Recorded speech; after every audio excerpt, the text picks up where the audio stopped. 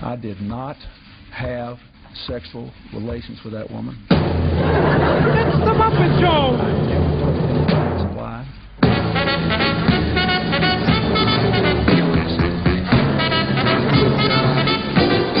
Had relations with Zarqin, which Saddam Hussein was there, stirring up even more trouble in a part of the world that had so much resentment, so much hatred, that people came and killed 3,000 of our citizens.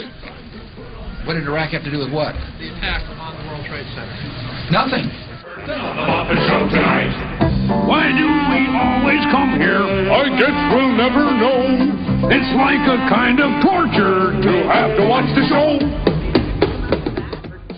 Always forward for a better America, for an endless, enduring dream, and read my lips.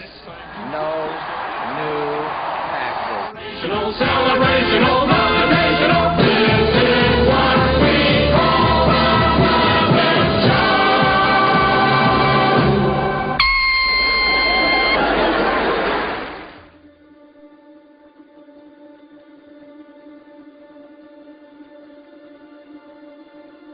Around election time, candidates, they just can't do enough.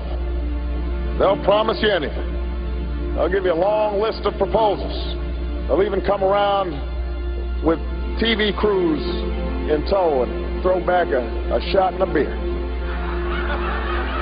I will promise you this, that if we have not gotten our troops out by the time I am president, it is the first thing I will do. I will get our troops home. We will bring an end to this war. You can take that to the bank.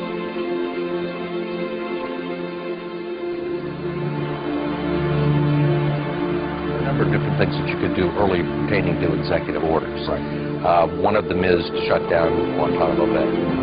Another is to change interrogation methods that are used by U.S. troops. Are those things that you plan to take early action on? Yes.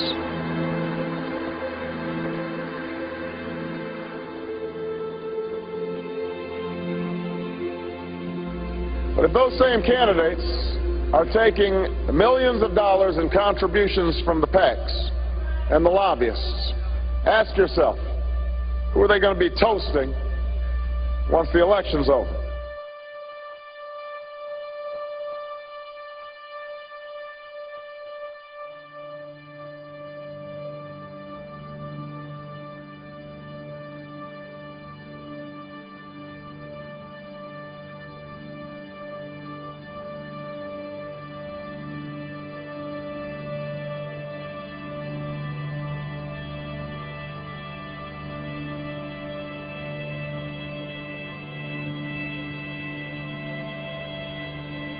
You offer no change.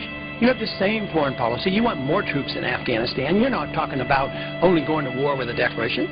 You don't want to deal with the monetary, financial crisis in this country. You want to keep, you know, the system together for the benefit of the banks and the big corporations and the politicians. And what kind of change do you have on social policy? Do you care about sick people using marijuana? I mean, have you come out for that? He doesn't want change. He wants the status quo. And quite frankly, I am not expecting the troops, regardless of whether Obama wins, that they'll be home in 16 months. And that is just pure political talk. I, Barack Hussein Obama, do solemnly swear to preserve, protect, and defend the Constitution of the United States. Today, in his press conference, the president made clear that he believes the law does allow him to make this commitment on his own. Listen to this for a moment, if you would. I'm not a Supreme Court justice, so I'm not going to put my constitutional law professor hat on here. Do I think that our actions in any way violate the War Powers Resolution? The answer is no. So I don't even have to get to the constitutional question. Preserve, protect, and defend the Constitution of the United States. So I don't even have to get to the constitutional question. Simply, sir, what's your reaction? That's a horrible statement. He should get to the Constitution. He doesn't have to be a constitutional lawyer. You take an oath of office to obey the Constitution. If we don't know what it says, how can we take the oath? The Constitution is very clear. You don't go to war without a declaration.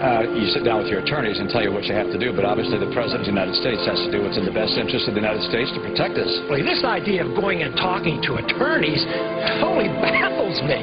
Why don't we just open up the Constitution and read it? And the Constitution is the law of the land, and we don't have to be the constitutional lawyers to understand that. We don't need lawyers to tell us what to do and not to do, because we shouldn't be in office if we don't understand what the Constitution says. It's plain and simple. I agree now with Ron Paul more than I did in 2008, and we have a choice, and I think this is the choice that's going to happen to us. You can't live in this middle ground with our Constitution. You can't. You either embrace the Constitution or shed the Constitution. And Ron Paul is the closest to our founders out of anyone up there. Let me distinguish between professional politicians and the public at large. The public is not paying close attention to the ins and outs of how a Treasury auction goes. They shouldn't.